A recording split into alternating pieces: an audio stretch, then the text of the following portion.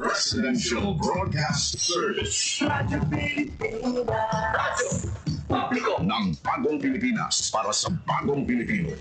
Naghahatid ng mahahalagang balita at impormasyon na uugnay ng pamahalaan sa sambayanan. Tulad sa himpapawid ng serbisyo publiko. Radyo Pilipinas. Radyo Publiko.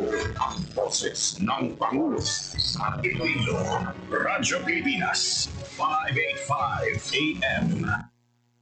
Philippine Standard Time, alas 9:05.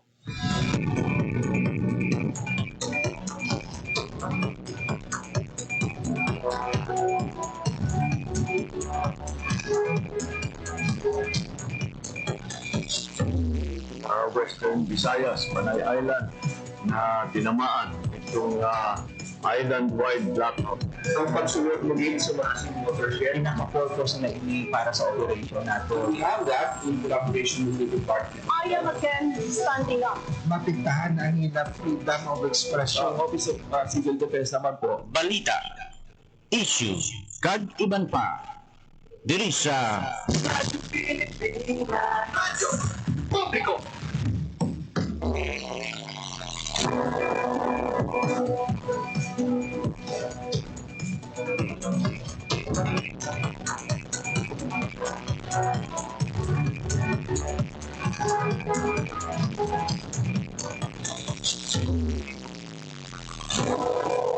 Ngayong aga mga kapinan, welcome sa Thursday edition ng Balita Issue Kagiban pa sa Radyo Pilipinas. Bing Pabionay ni for this edition. Bear with me for 55 minutes sa ating pagpangalagad.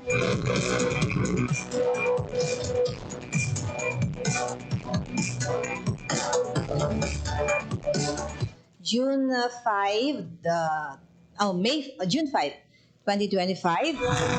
Una ining Webes sa bulan sang Hunyo 2025. Pumati kita sa mga report mga kabyanan all over Western Visayas. Tuyag man nato na pakigangutan ang probinsya sang Iloilo, ang local government unit sang province of Iloilo. Sining ginabantayan no ang 20 pesos ang benting bigas meron na ng programa sang administrasyon ni Presidente Ferdinand R. Marcos Jr. Ginatiyong natin ma-contact ang provincial administrator sang local government unit sang Iloilo, si Dr. Raul Banyas. Target sang sining program ipatuman sa Iloilo will be on July 15. Nauna na naton nga na pakigangutan ang Provincial Health Office sa sining plano sang pagpatuman sang programa. So ibalaw naton balang kabilugan nga senaryo kung ang pagpanghanda sang probinsya sang Iloilo. 19 million pesos ang ginapain sang LGU para sa sining program. Prioritized ang paghatag sini o kung pagbaligya sang 20 pesos nga presyo sa bugas is mga pamilyang ang ila siniyang mga kabataan malnourished, and also ang sa iban pa no nga mga concern or vulnerable sector ang pag-priority sini sa pagbaligya sa among iyang bugas.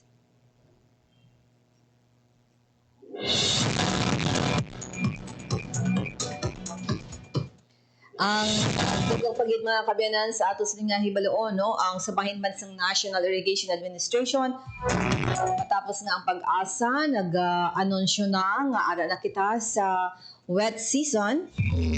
Siyempre pang pagpaghanda sang mga mangunguma and pila na ka porsyento sa ila sa iyang coverage area sa irrigated lands kakon sa din gina serbisyohan sang National Irrigation Administration kung pila na ang naka-land preparation o kung nakasabog. And sa karuniyang habagat, ang atong sinaya paghibalo naman sang lakat sang panahon. Naka-standby sa atong linya ang sabahin sang Pag-asa Iloilo. si Leonor Silvestre. Ibalon ta kay Leonor ang latest updates sa lakat sang panahon. Leonor, mayong aga, anong pinaka-latest na update sa lakat sang panahon? Ngayong aga man sa tanan, among mga ating latest weather update para sa tupong nga adlaw, Thursday, June 5, 2025. Southwest Monsoon nag-update sa may Luzon. Samtang diri naman sa Western Visayas, naka-experience siya katang papulugan umon, tugtugugan umon ng kalangitan, na may mga isolated na pag-ulan sa nalatog panang o labi na dahil kahapon kagkatinon dala sa atong localized thunderstorms. Mahina tugtog makasarangan naman ang hangin natin diri sa Western Visayas na maghahalin sa direksyon na bagatnan na katindan, tugtog na bagatnan, na magdadala sa makanay, tugtog makasarangan ng pagbalog ng atong kalagatan. Forecast temperature natin na general mo nasa 27 to 33 degrees Celsius. Ang adlaw nagbibla din ng 5 to 6 a.m. Pag magatunod ini karon 6:10 p.m. palansapan. Pagdamoy ni natin latest weather update, halin dito sa Iloilo tatlong weather station. Ako sa Lunar Silvestre, magagamit na salamat. Yes, Leonor, bali ang heat index, may mabatsigan kita gihapon bala nga kapaang for today. Yes, Leonor? Yes, ma'am. Possible mga around mga 40 to 41 degrees Celsius ang ating mga heat index. Pero possible na yung magdabot at Okay. So sa ini nga mga inoras, may mga area nga may mga pagtupa sa ulan, particular sa mga municipality o kung kabatuhanan in the province of Iloilo. So far, wala nang kami sila na kita na may pagtapa sa pag-ulan. Sa mga iban nga provinces, may na-monitor ka mo? Nga gaulan o ay man?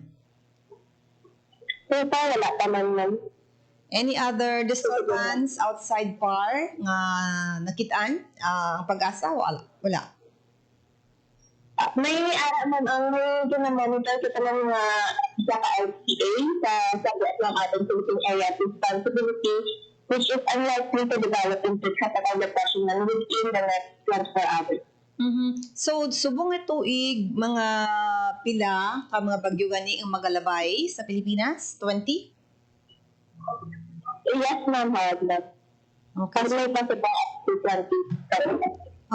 To recall, Leonor, bali ang may nakalabay na nga bagyo for the 2025, wala pa. So far, wala pa man, ma'am. Mm-hmm. So, if ever, no, hopefully, kung may man bagyo do, hindi lang tani masyado kabaskog, Leonor? Yes, ma'am, hopefully na, ma'am. Okay. Sige. Salamat, kid. Okay, ma'am. Thank you very much ang Pag-asa Iloilo mga kabyanan sa paghatag sa aton sang pinakaulihing nga lakat sang panahon subong adlaw localized thunderstorm. Radyo Pilipinas. Weather.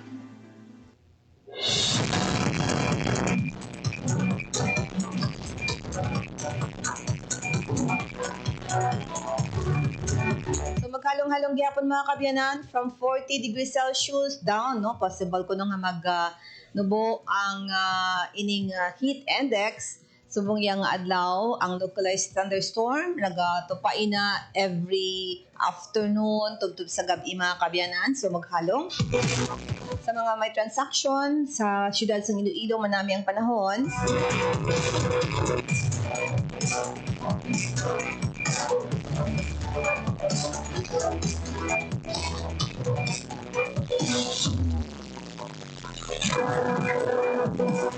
Sa inyong bahin, magabaton kita report from Hope Torreciante sa bahay naman sang province of Iloilo. Ang atos hibalo no, sang pinakaulihiman ng mga balita down local government units sang province of Iloilo. Pilipinas. Radyo Pilipinas. Report. Ano nato ni na mga report mga kabyanan from Hope Torreciante. Hope, good morning. Good morning, Miss Bing. So, ginapang inventaryo na sa Iloilo Provincial Health Office ang mga isolation facilities sa probinsya sa tunga sang pagpamahog no sang balatian nga monkeypox. Suno kay Dr. Socorro Quinion, Provincial Health Officer, ang mga isolation facility gamiton pananglit no nga maglala ang kaso sang mpox sa probinsya probinsya ukon hindi posible ang home isolation sa balay sa pasyente nga kumpirmado nga may monkeypox. So sa karon ginpahayag sa doktora nga ila ginaisip ang pasilidad nga anay gingamit nga quarantine center sadtong nagtaas man ang kaso sa COVID-19 sa probinsya sang nagliligad nga mga tinuig. So lakip sa mga banwa nga may ara sang isolation facility amo ang banwa sang Alimudyan nga may 4 ka rooms, ang banwa sang Badyangan may 26 ka room, Banate may 11 ka rooms, ang banwa sang Batad may ara man sang 4 ka rooms, ang Bingawan nga may ara sang isolation facility sa barangay Tapakon 4 ka rooms, ang Kabatuan nga nahamtang sa Kabatuan Sports and Training Center may ara man sang 4 ka rooms, ang banwa sang Carles sa poblasyon Carles 12 ka rooms no ukon isolation rooms ang available. Ang San Joaquin may ara sila sang facility sa may banwa sa San Joaquin isa lang ini ka room no. Ang banwa naman sa San Miguel sa barangay Igtambo 3 ka rooms, ang Sara barangay Gildore sa may ara sang 10 ka rooms, ang Santa Barbara sa barangay Banag 3 ka rooms, ang Tigbawan may evacuation center 2 ka rooms ang available, ang Zaraga may 23 barangays 41 rooms in total nga isolation rooms no nga pwede gamiton for the monkeypox. Ang banwa naman sang Lambunaw 13 ka rooms, ang Leon may 9 rooms, ang Miag-Out 3 rooms, New Lucena 4 rooms no, and ang banwa sang San Enrique nga may ara sang 10 ka rooms sa ilang evacuation center. So ini Miss Bing no ang mga banwa nga sa karon may ara sang isolation facility. Kumbaga ang may ara pa no ang existing pang ila isolation facility nga anay gingamit sang sadtong time no nga mataas ang kaso sang COVID-19. So the same facility will be used pananglit nga maglala o kung hindi posible ang home isolation sa balay sang pasyente nga may kumpirmado nga monkeypox no. Pero sa karon sige pahayag sang Provincial Health Office nga ang isa kumpirmado nga kaso sang monkeypox sa probinsya sang Iloilo for year 2025 nag-ayo na ang iya nga mga close contact 7 ka bilog no, 5 sa may Pila Puloy-an kag 2 sa Balay Bululngan, and ang 7 nga ini nagapabilin nga asymptomatic, and until June 12 no ang pagmonitor sa ila or home isolation para ma-check kung may ara bala sila sang simptoma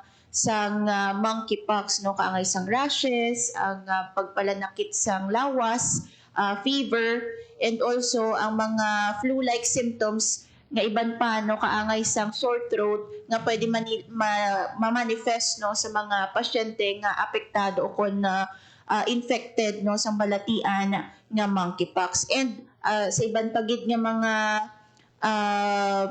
protective equipment no, mga PPEs sang probinsya sang Iloilo, Miss Bingin pahayag sang Provincial Health Office nga bastante pa no ang mga PPEs nga may ara ang Iloilo Provincial Health Office sa mga kabanwahanan diri sa probinsya sang Iloilo. So ini no ang pinaka-latest so far sa kaso sa monkeypox sa probinsya sang Iloilo. Meanwhile sa provincial capital ang Provincial Health Office nagpagawa no sa health advisory kung sa diin ginalimitahan no as much as possible kumbaga may regulations na ginpagawa ang Provincial Health Office nga pagsulundan sa provincial capital para nga malikawan ang transmission sa monkeypox sa provincial capital. Lakip na dira ang paglimit sa number of passengers nga ara sa elevator agud hindi maggininotok no, kay ang ginalikawan sa Provincial Health Office ining skin to skin contact nga pwede makatransmit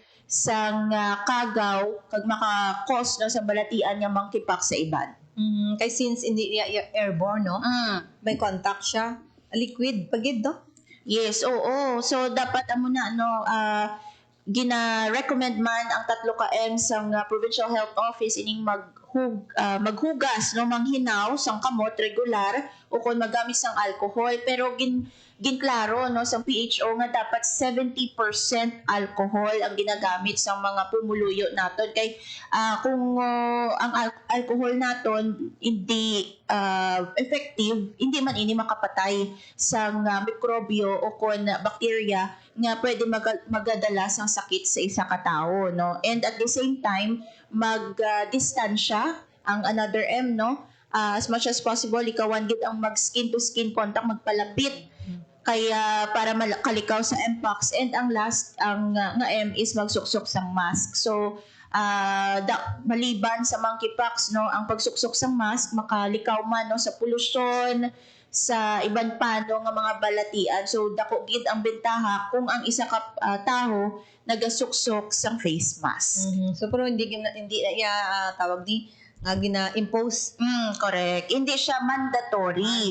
Hindi siya mandatory apang gina-recommend no sang Iloilo Provincial Health Office. Sa karon sa probinsya sang Iloilo misbing ginaklaro sa PHO nga wala sang regulation nga ginamando o kung gina-require ang pagsuksok sang face mask no, kay may mga nagalapda nga balita nga basi kuno imuon na nga mandatory ang pagsuksok sang face mask, but sa karon no ginpahayag sa PHO nga hindi ini mandatory apang ginapangabay no sa mga pumuluyo. Okay.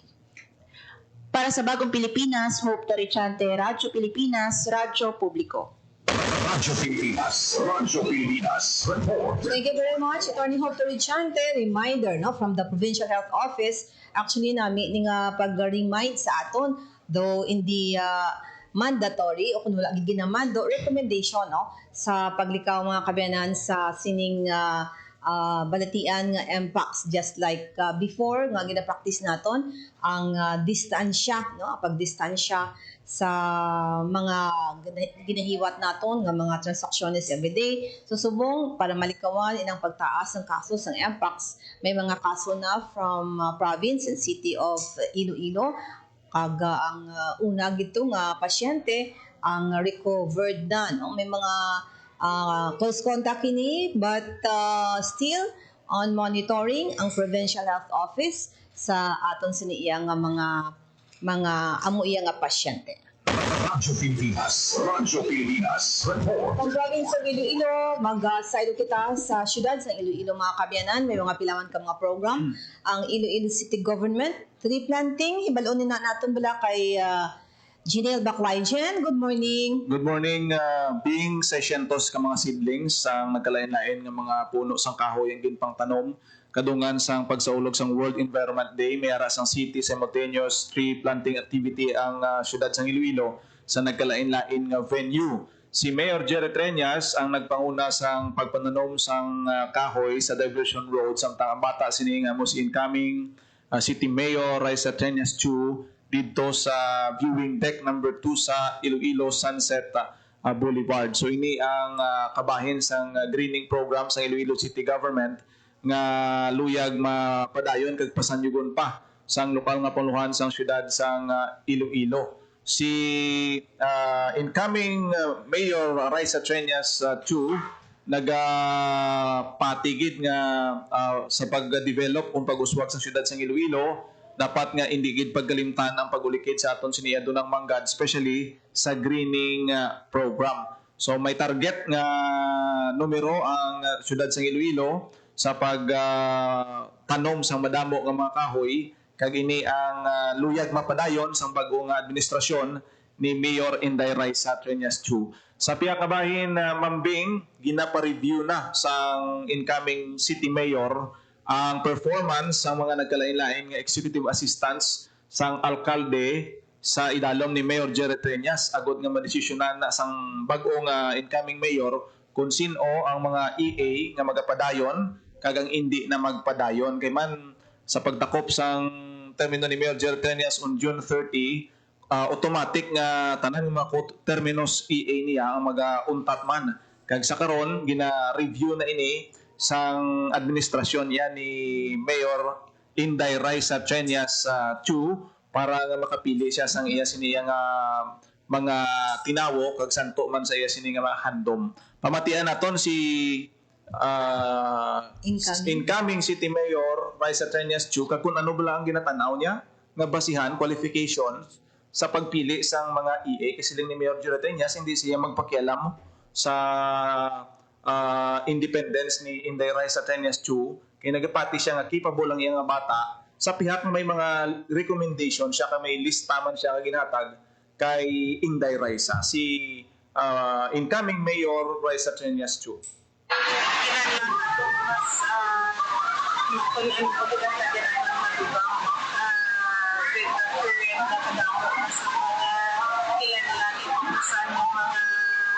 Issues, gina-review na doon ang mga existing kung ano pwede ma-retain, ang iban pwede ma-reshuffle, no? Parehas maging sa national government kaya para mas matutukan at mas makabulig pagit sa ating administration.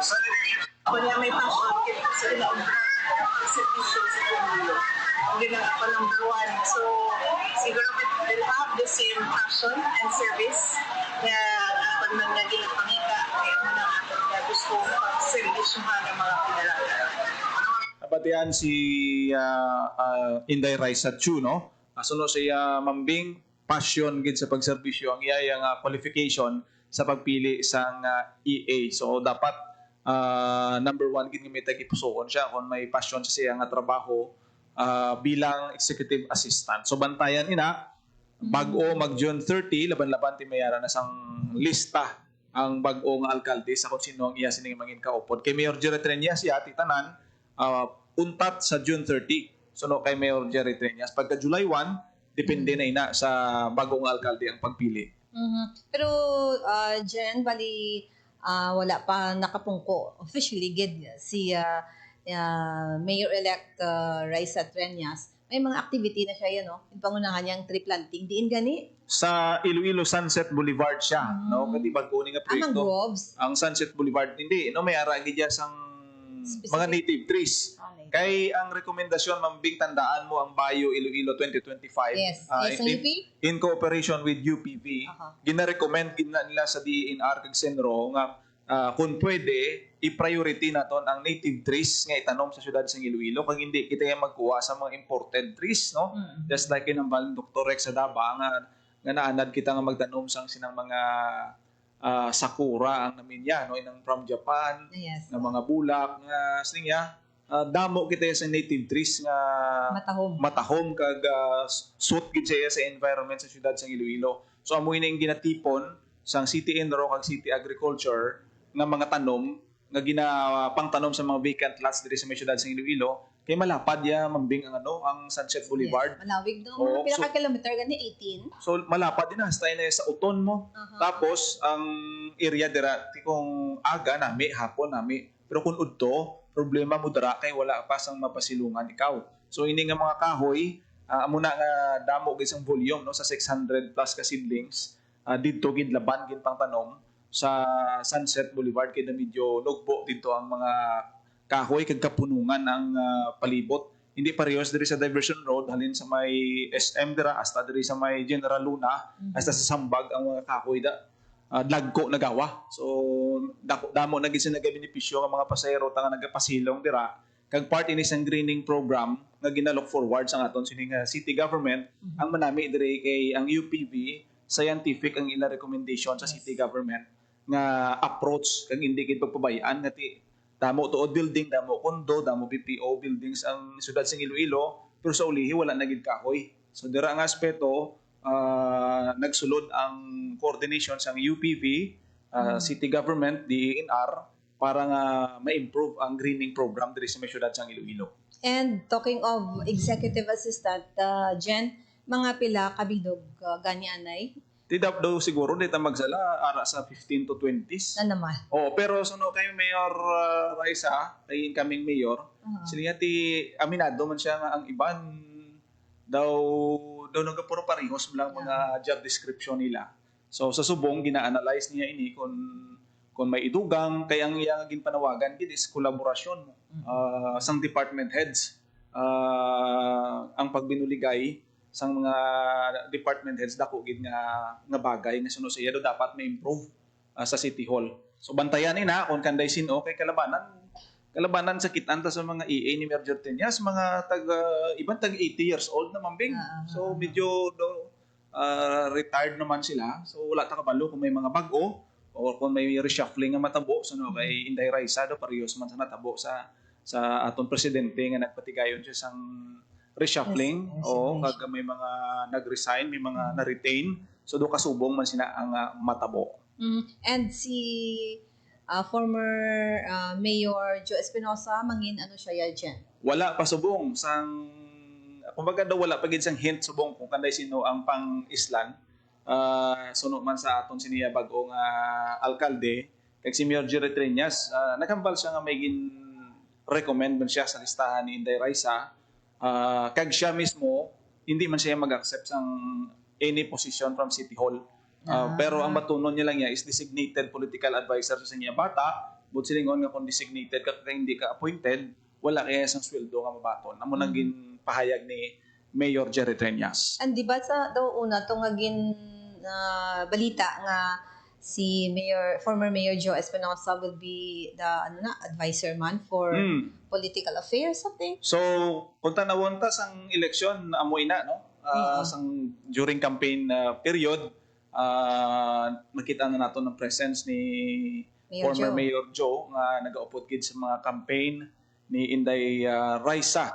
Kag may mga executive assistant sa una si Mayor Jerry Triñas nga automatic mabiya gid mambing kay isa dira halimbawa sa una no si City Councilor elect Dilaliana no nga EA na siya sa una ni Mayor Jerry Triñas pero subong laban-laban hindi na siya mangini kay tungod na magpangalagad na siya bilang City Councilor. So madamo pa sa mga reshuffling dira nga matabo or possibly may mga outgoing man kita nga mga councilor no nga nagre-retire na halimbawa si Councilor Estante no nagabiya na magabiya na siya until June 30. So sang una mga EAs man na sila ni Mayor Jerry Triñas. So may butsilingon may mga listahan nga mga sang una na elected pero posible nga basi magapungko sila isa sa mga EA sang aton sinibag-ong alkalde. Pero depende na kay may official declaration na si Inday Raisa kag may transition team na subong nga naga-workout sang mga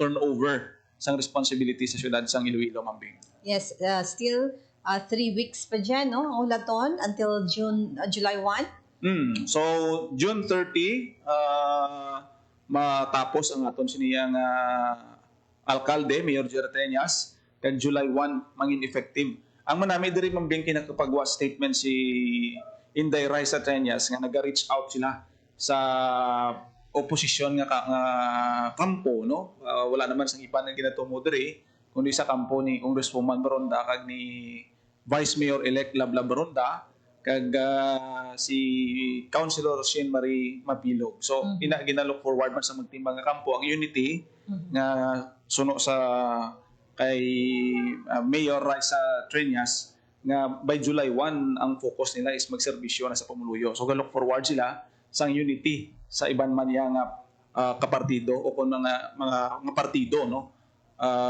mambing. Yes, okay. Amo ni madula tong nga report para sa Bagong Pilipinas, General Baclay, Radyo Pilipinas, Radyo Publiko. Radyo Pilipinas, report. Thank you very much, Daniel Baclay, mga kabyanan, sa Yesling report down Iloilo City Government, no? Ang gina-foresee naton nga pag ginapatuman nga transition sa bahin sang karon niya nga alkalde nga pagabuslan sang iya sini nga bata, no? From Mayor Jerry Triñas nga magasaylo naman sang iya sini nga katungdanan sa iya sini nga bata nga si Raisa Triñas Chu, no? By July 1 official nga magapungko ini as mayor sang syudad sang Iloilo. So banantayan man ang mga pila ka mga appointee nga iya siniya mangin executive assistant for the rest of 3 years niya nga pagpungko bilang mayor sang syudad sang Iloilo.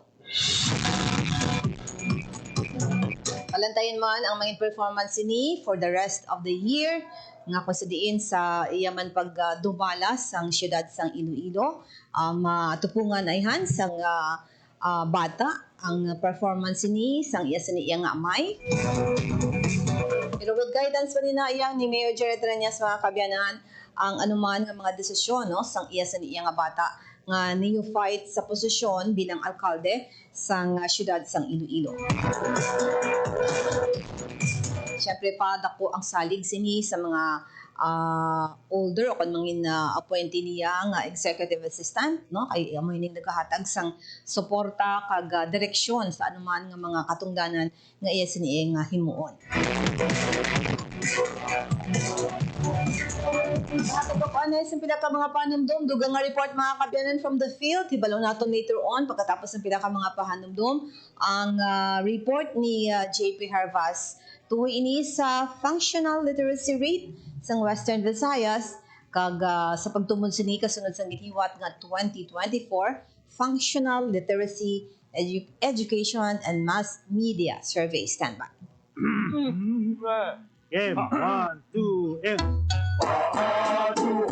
Balikan ulo, kita kwetan, may mga susus. Huwag mong itigan ang hindi sa'yo at maging disenteng tao. Pare, ang catcalling ay isang uri ng sexual harassment. Di biro ang sexual harassment at di nakakamacho ang pang-aabuso. Isang paalala mula sa Philippine Commission on Women at panghimpilang ito.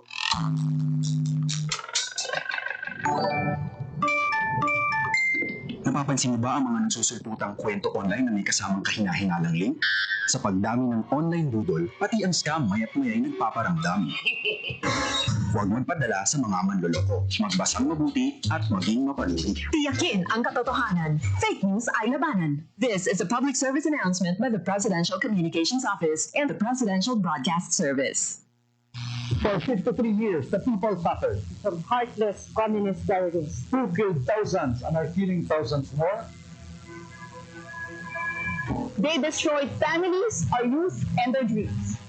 There should be accountability for human rights abuses and ISL violations. Our people have had enough of this senseless violence. Thousands have already surrendered For genuine peace and development. Together, victory will be ours.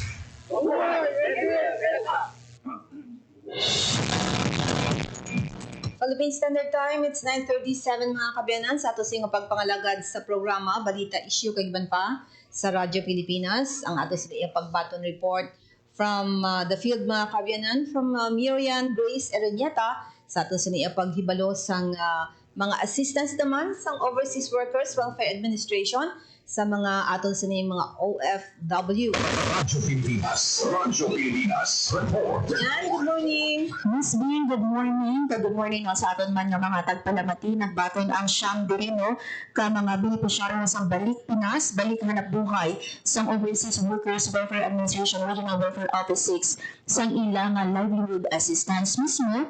Ang aton mga Regional Office 6 Head James Mendiola ang naghatag or personal no nga nagdaho sa assistance or livelihood assistance sa aton man nga mga beneficiaryo gikan sa Silay City, Negros Occidental. Magluwas diri no sa aton man Officer in charge ng OWA Region 6, Yara Mandarino, si Mayor sa Silay City, Judith Gallego, no, kag iban pagiging katapos ang peso man sa nga nasambitiya nga nga syudad. So ang Balik Pinas, Balik Hanap Buhay, Miss Bing, no, isa ini ka package na livelihood support nga gindisenyo para nga ihatag no sa mga returning member OFWs nato. Nambal naton returning member bangod nga ti maka-avail ikaw no sa mga nanuhay-tuhay nga assistance ang aton man nga OWA once ikaw active member. That's why nga ti always gikinakampanya no sang aton man nga OWA nga sa aton nga mga OFW no nga mangin miyembro sang aton man nga Overseas Workers Welfare Administration bangod madamo sa mga benepisyo magluwas pa diri sa mga scholarship no grants nga ginahatag sa mga dependents sang aton man nga OFW. So sa ilalom niya sa BPBH akong Balik Pinas, Balik Hanap Buhay program, ginahatagan ini sila Miss Bing no siyang cash assistance maximum of 20,000 pesos bilang start-up o kundugang no nga kapital para sa ilang livelihood project. Lakip man diri no ang paghatag sang development training sa aton nga mga beneficiaryo, and at the same time no ibang pagid nga mga assistance kapareho na lang gid misbing no sa nga marketing linkages kag job referral. So giniwat ini nung paghatag sang aton nga livelihood assistance sa siyam naton ka beneficiaryo sang BPBH sang damlag lang nga ginpangunahan sang aton man nga OIC Regional Director James Mendiola. Yes. Yan, bali ang ining mga program from OWA usually ginapatuman sang departamento o sang agency, di ba? Yes, correct. Ina, Miss Bing, no?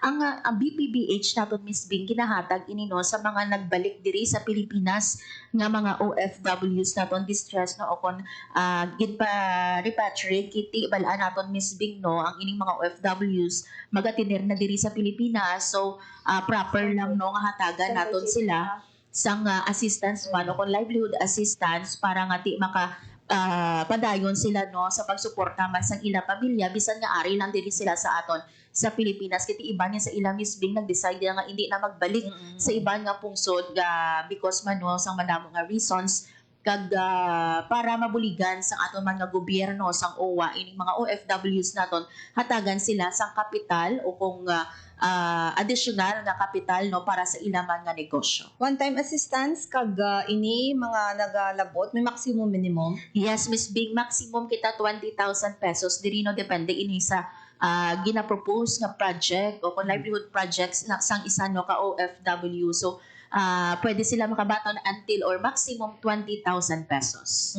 Dako nga bulig for our OFW nga nagabalik no para sa pag-umpisa sa ila sa iya nga palangabuhian. Yes, correct yun, Miss Bing. Kiti hambagani nato no iban sa ila ni nag-decide na nga hindi na magpanumbalik no sa mga previous naton, Miss Bing, no nga edisyon diri sang Radyo Pilipinas or sa programa sang Radyo Pilipinas gina-play naton ining mga message sa mga BPBH naton nga mga workers o mga beneficiaries no kag madamo sa ila, Miss Bing, no nakatukod na sa mga sari-sari store nga tingo sa diin dila na ginakuha ang ginapa-eskwela man sa ila kabataan and at the same time suporta no sa ila man kabataan kiti iban sa ila tigulang na, Miss Bing, no nga hindi na bala makakaya pa nga mag-ubra sa iban nga pungsod. That's why nga nag-decide sila nga magpauli diri kag mag-umpisa sang ila nga negosyo. Okay, sige.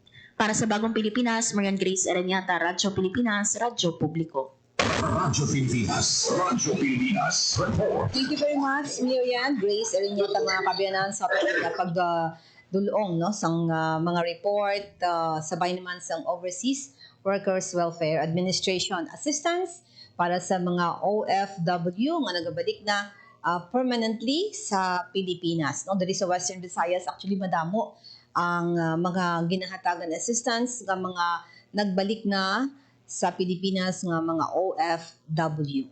Radyo Pilipinas. Radyo Pilipinas. Report. Philippine Standard Time, 9:43 sa ato nga pagpangalagad diri sa programa Balita Issue kagiban pa sa Radyo Pilipinas. Sa aton nga linya si JP Hervas. Si balo naton bala ang mga report naman nga natipon ni JP. Ako sa dinara siya sa field, no? Basic literacy and functional literacy rates ng Western Visayas natubod kasunod sang giliwat nga 2024 Functional Literacy Education and Mass Media Survey. James, good morning. Good morning, Ms. Bing. Pogi lang nagsugod ang Regional Data Dissemination Forum angot sa resulta sa 2024 PLEMS o ng Functional Literacy Education and Mass Media Survey. Sa sining na pagtuon o kung survey, natubod, Ms. Bing, kung pila ang basic and functional literacy sa Western Visayas. Ang basic literacy amo ang abilidad sa isa ka tawo na magbasa, magsulat na may pag-intindi kada mag-compute sang basic arithmetic. Kan sa sining na survey, Ms. Bing, nagagawa nga 9 out of 10 o kung siyam sa kalapulong katawo sa Western Visayas, idab-5 katuig pasaka ang magkabig na basic literate in 2024. Nagapanguna karon sa may pinakamataas nga basic literacy rate amo ang probinsya sa Aklan nga may 92.1, ginsundan sa Guimaras nga may 91.2, ang Tikay nga 90 nga may 90,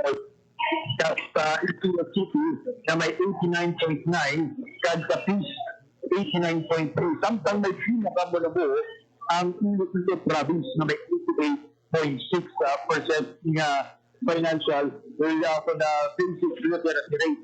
Samtang sa functional literacy o kung ang abilidad naman sa tao na magbasa, magsulat, mag-compute, kag mag-comprehend o kung mag-intindi sa iya sa mga ginabasa.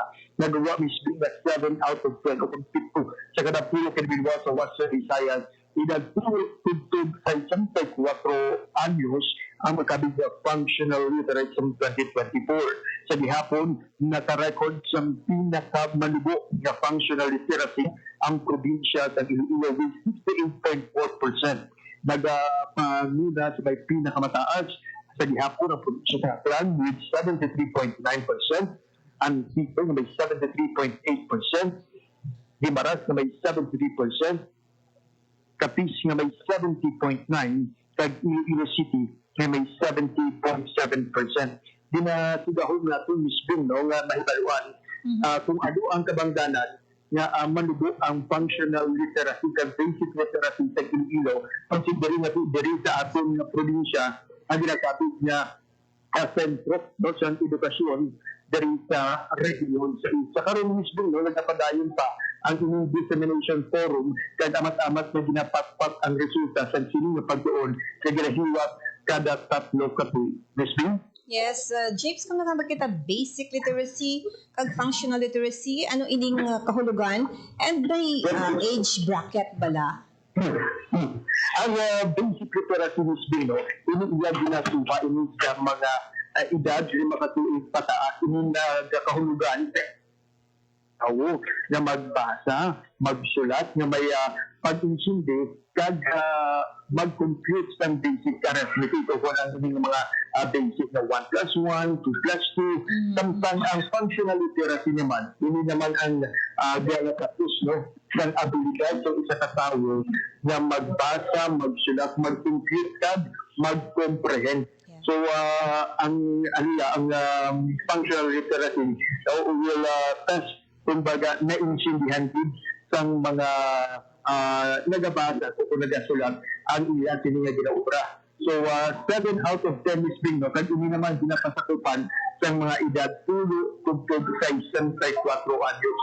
Dahil na din mention ni Director Lida Amular, ang OIC Regional Director sa PSA Western Visayas na around 8,800 households sa bugos nga rehiyon ang nanin tagtabat sang sining functional literacy education and mass media survey. Kasi yung sang sining survey is being na matubod kung ano pa ang kinahanglan i-improve para mapataas ang level sa edukasyon sa ating sining rehiyon kaya sa bugos sa puso at sa same time mahulma no, ang West Camland sa Pungkod Pilipinas. Gusto? Ang Iloilo City included na sa Iloilo nga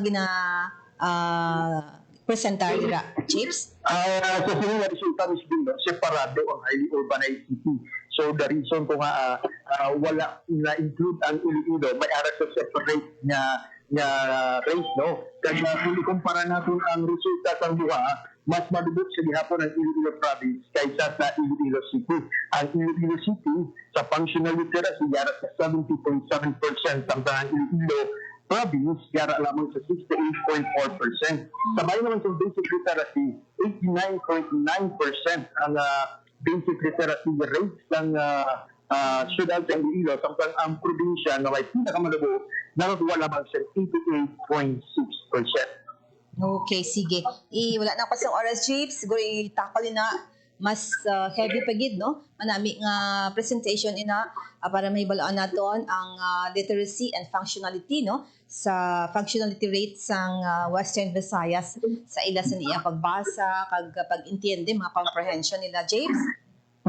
Yes, we think kasi wala natin na mapatpat ini sa ibang pa ng mga public affairs program kung buhat sa ating pagpapalagad sa programa Balita Issue sa ibang pa. Para sa Bagong Pilipinas, JP Harvas, Radyo Pilipinas, Radyo Publiko. Radyo Pilipinas, Radyo Pilipinas, report. Thank you very much, JP Hervas, mga kabiyanan. Nabatian, no? Ang report from PSA, Western Visayas, ang 2024 Functional Literacy, Education, and Mass Media Survey. Sa ako sa diin may balaan na, kung diin na plastar, kung gaano ka literate, paano ang functional literacy sa kada probinsya kag syudad sa Western Visayas. Wala na gustong oras sa ating pagpangalagad. Partner ko naman sa technical side sa studio, Alan Defante, sa Vice Transmitter, si Pipoy Magallanes.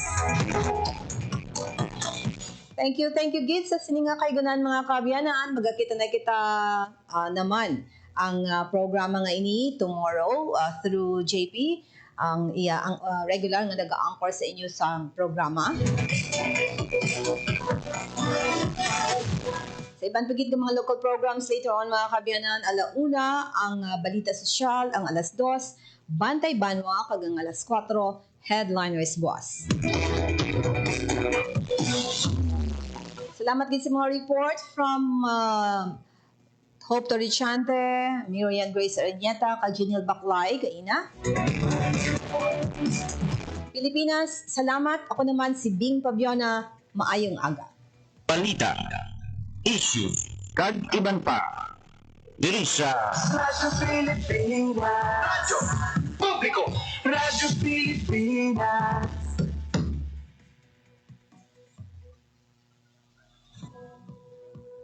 Ang inyong tulay sa himpapawid ng serbisyo publiko, ang Presidential Broadcast Service, Radyo Pilipinas, Radyo Publiko. Radyo Pilipinas. Radyo Publiko.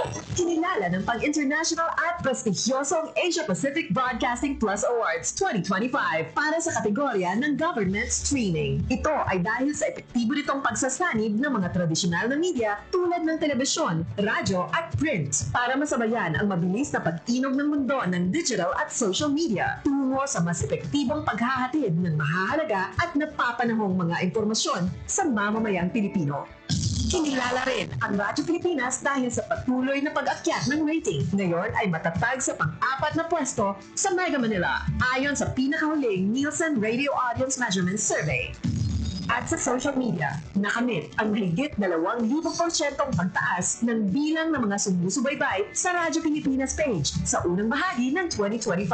Patunay ito na ang inyong Radyo Pilipinas, Radyo Publiko ay tunay na kaagapay ng inyong pamahalaan sa paghahatid ng serbisyo sa mga mamamayang Pilipino. Mula sa aming lahat, sa ngalan ng inyong pamunuan at mga kawani ng Presidential Broadcast Service, kasama ang inyong mga himpilan ng Radyo Pilipinas sa buong kapuluan. Maraming salamat po sa inyong lahat, sa inyong pagtangkilik at pagkilala. Radyo Pilipinas. Radyo Publiko.